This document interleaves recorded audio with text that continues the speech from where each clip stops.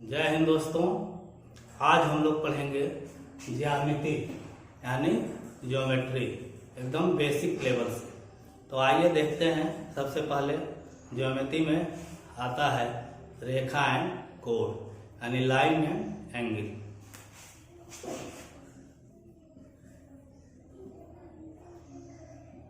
रेखा और कोण, ठीक है, लाइन एंड एंगल। तो जब रेखा एंड कोण यानी लाइन एंड एंगल पढ़ने के लिए सबसे बिंदु पढ़ना पड़ेगा। तो आइए बिंदु देखते हैं।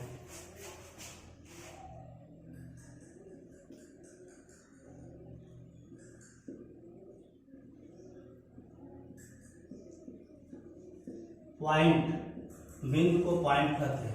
जैसे ये रख दिए, मार्कर से हमने व्हाइट बोर्ड पर लिख दिया, पॉइंट दे दिया, तो इसी को क्या कहते हैं? बिंदु कहते हैं। यानी पॉइंट की न ही ऊंचाई होगी, न ही चौड़ाई होगी, न ही लंबाई होगी और न ही मोटाई होगी। कहने का मतलब कि एक ऐसा वृत्त जिसकी त्रिज्या ना हो, यानी एक ऐसा सर्किल जिसका रेडियस ना हो, उसे ही पॉइंट कहते हैं। यानी इसका मतलब कि यह कुछ न होते हुए भी यह है, कुछ न होते हुए भी यह है, इसे ही हम लोग पॉइंट और बिंदु कहते हैं। इसके बाद हम लोग पढ़ेंगे रेखा। इसके बाद पढ़ेंगे रेखा, लाइन। इसके बाद पढ़ेंगे रेखा। रेखा किसे कहते हैं? तो अनंत बिंदुओं को मिलाने से हमें रेखा मिलती है, रेखा बनती है। जैसे मान लीजिए कि ये पॉइंट को टच कराते एक साथ रख दें, तो ये हमें क्या होगा? इसको इसी को मिला दें, एक साथ टच करते चले जाए, तो यही क्या होगा? रेखा होगी। ठीक है, यानी एक रेखा पर, इसका मतलब कि एक रेखा पर अनंत बिंदुएं होते हैं। एक रेखा पर कितने बिंदु होंगे? अनंत बिंदुएं होंगे। अनंत बिंदुओं से मिलकर एक रेखा बनी है और दोनों तरफ रेखा के एरो लगाया गया है, यानी लाइन के दोनों तरफ एरो लगाया गया है। तो ये लाइन कहाँ तक जा रही है? अनंत तक जा रही है, यानी माइनस इंफिनिटी से प्लस इंफिनिटी तक, यानी माइनस अनंत से प्लस अनंत तक जा रही है। ये अनंत तक जा रही है। इसका मतलब कि अगर रेखा की लंबाई की बात करें, रेखा की लंबाई की, इसकी लंबाई कितनी होगी? तो रेखा की लंबाई की बात करें कि लंबाई कितनी होगी, तो हम लोग कहेंगे अनंत होगी। और ये रेखा अगर ए बी है, ए बी रेखा है, तो इसको व्यक्त कैसे करेंगे? ए बी, इस पर जो है दोनों तरफ एरो लगाएंगे ऊपर, इसी तरह से इसको व्यक्त करेंगे। ठीक है। रेखा के बाद हम लोग पढ़ेंगे रेखाखंड। रेखाखंड, रेखाखंड का मतलब लाइन सेगमेंट। लाइन सेगमेंट, रेखाखंड को अंग्रेजी में कहेंगे लाइन सेगमेंट। यानी एक रेखा है, इस पर अगर पार्ट कट कर दिया जाए, ये पार्ट CD कर दिया जाए, ये रेखा ये भी है, इसमें कट कर दिया जाए CD जो पार्ट है, यही क्या हो गया? यही जो है रेखाखंड हो गया। इससे नाम से ये स्पष्ट है, रेखाखंड यानी लाइन सेगमेंट। तो इसकी लंबाई क्या हो जाएगी? अगर इसकी लंबाई की बात करें तो इसका लंबाई एक कांस्टेंट होगा, नियत होगा और निश्चित होगा। यानी इसकी लंबाई कुछ न कुछ दिया रहेगा, तो इसकी लंबाई को हम लिख सकते हैं नियत होगा। और इसका व्यक्त करने का तरीका क्या होगा? किस तरह से व्यक्त करेंगे? तो ये CD है ना, रेखाखंड CD है, तो CD के ऊपर क्या लगाएंगे? बार लगाएंगे। अब यहाँ एरो लगाए थे रेखा में, लेकिन इस रेखाखंड में बार लगाए। ठीक है। उसके बाद आता है किरण। किरण, रे,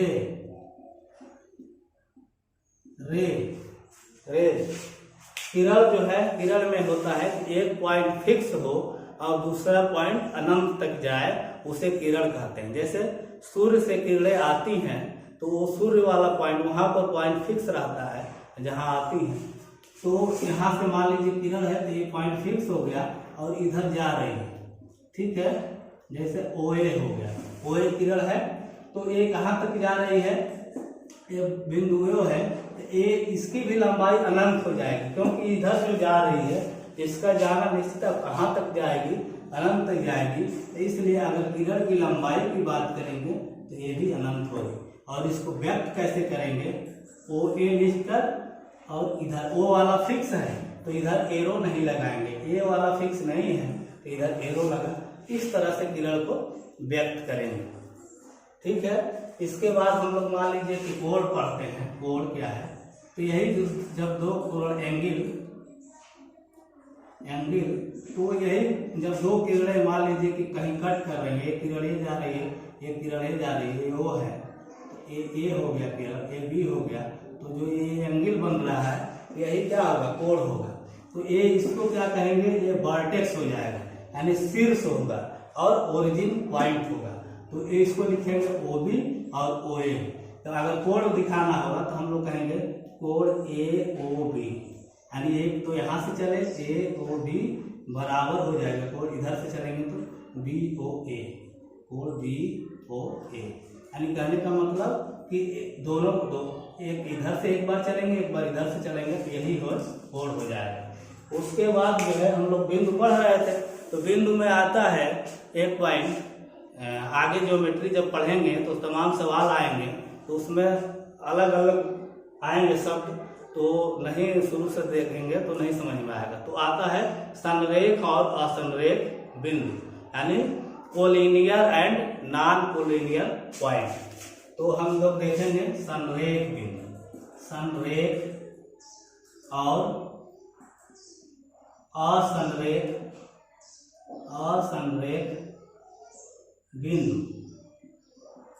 संरेख और असंरेख बिंदु, यानी कोलिनियर और नॉन कोलिनियर बिंदु point, collinear and non collinear. यह वो पॉइंट होता है जब तीन बिंदुएं, तीन या तीन से अधिक बिंदुएं एक सीधी रेखा में, तो उसे संरेख बिंदु कहते हैं। और जब वो सीधी रेखा में न हो तो वो संरेख बिंदु नहीं होगा।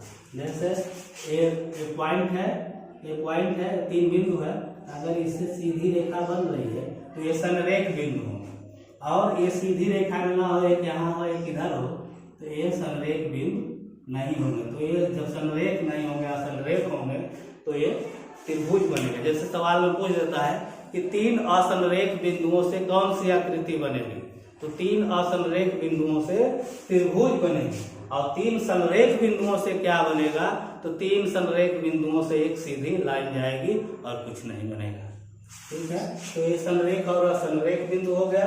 उसके प्रतिच्छेद, छेद बिंदु एक आता है प्रतिच्छेद बिंदु, यानी पॉइंट ऑफ इंटरसेक्शन, जिसको अंग्रेजी में कहेंगे पॉइंट ऑफ इंटरसेक्शन, प्रतिच्छेद बिंदु। यानी एक बिंदु पर कई रेखाएं, दो या दो से अधिक रेखाएं एक बिंदु पर कट कर रही हैं, तो इसी पॉइंट को कहेंगे प्रतिच्छेद बिंदु। और ये पॉइंट जैसे मान लीजिए इसी को कहेंगे प्रतिच्छेद बिंदु, इसी को कहेंगे प्रतिच्छेद बिंदु। और इन रेखाओं को कहेंगे, जो ये रेखाएं हैं, ये रेखाएं हैं, इनको कहेंगे संगामी रेखाएं, कॉन्करेंट लाइन। तो अब बिंदु हो गया, अब हम लोग रेखा को जाएंगे।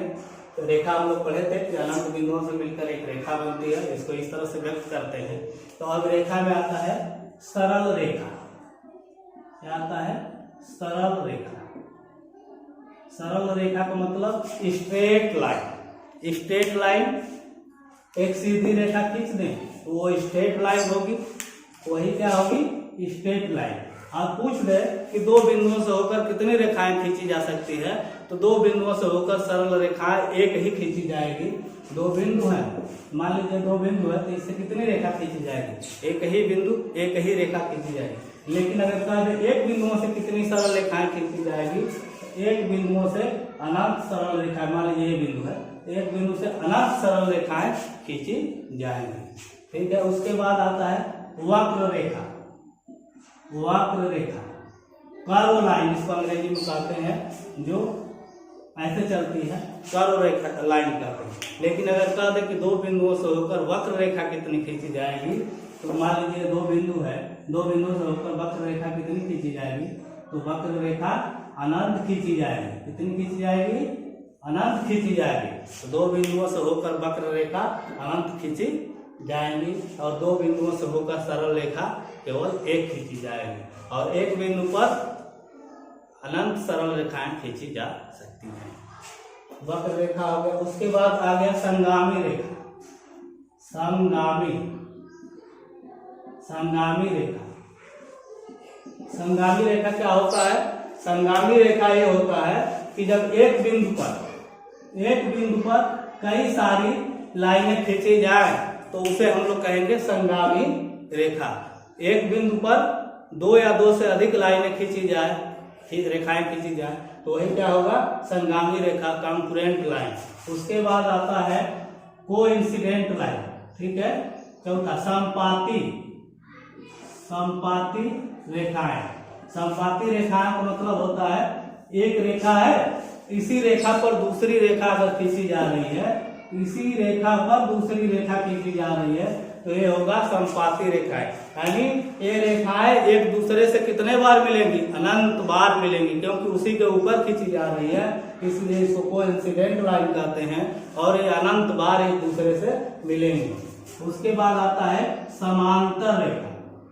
समांतर रेखा यानी अंग्रेजी में कहेंगे पैरेलल लाइन। पैरेलल लाइन का मतलब ये जो दो लाइनें हैं, समांतर रेखा का मतलब जैसे यल लाइन है और एम लाइन। समांतर रेखा का मतलब समान अंतर, हर जगह समान अंतर, यानी ये कहीं मिलेंगी नहीं, अनंत तक चली जाएंगी लेकिन मिलेंगी नहीं, तो इसे हम लोग समांतर रेखा कहते हैं। इसको इस तरह से, जैसे इसको व्यक्त करना है तो यल पैरेलल यम, इस तरह से व्यक्त करेंगे, यल पैरेलल यम, ये कहीं मिलेंगी नहीं, चाहे इस तरह से भी समांतर रेखाएं जा रही हैं। इनकी दूरी हर, मान लीजिए कि ये 7 फीट है, ये भी 7 फीट है हर जगह, तो हर जगह 7 फीट रहेगा, कहीं मिलेंगी नहीं। इसे हम लोग पैरेलल लाइन कहते हैं, समांतर रेखा कहते हैं। उसके बाद आता है तिर्यक रेखा। तिर्यक रेखा को कहते हैं अंग्रेजी में ट्रांसवर्सल लाइन। यानी जब दो पैरेलल लाइन को एक तिर्यक रेखा काट दे तो वहीं से ट्रांसवर्सल लाइन कहते हैं। ट्रांसवर्सल लाइन हो गया। अब यही कोण बन रहा है, रेखाएं कोण। देखिए कोण, दो रेखाएं कट कर रही हैं। मान लीजिए ओरिजिन हो गया तो एक रेखा यहाँ कोण हम लोग बताए थे, तो ये कोण 1 हो गया, 2 बन गया, 3 बन गया, 4 बन गया, 5, 6, 7, 8। मान लीजिए इसका नाम रखते हैं 1, 2, 3, 4, 5, 6, 7, 8। आप कहीं से कोण का नाम रख सकते हैं। तो जो इसके ऊपर बन रहा है और इसके नीचे, यानी इनके बाहर जो बन रहा है उसे हम लोग बाह्य कोण कहते हैं। और जो इसके अंदर, इन रेखाओं के अंदर कोण बन रहे हैं, इसको अंतः कोण कहते हैं। और जो इन लाइन के बाहर इस तरह से बनते हैं, इनको एकांतर कोण कहते हैं। तो अब तिर्यक रेखा से जो कोण बन रहे हैं, इसके लिए हम लोग डिटेल में अगले क्लास में पढ़ेंगे। इसी के साथ थैंक यू, धन्यवाद, जय हिंद।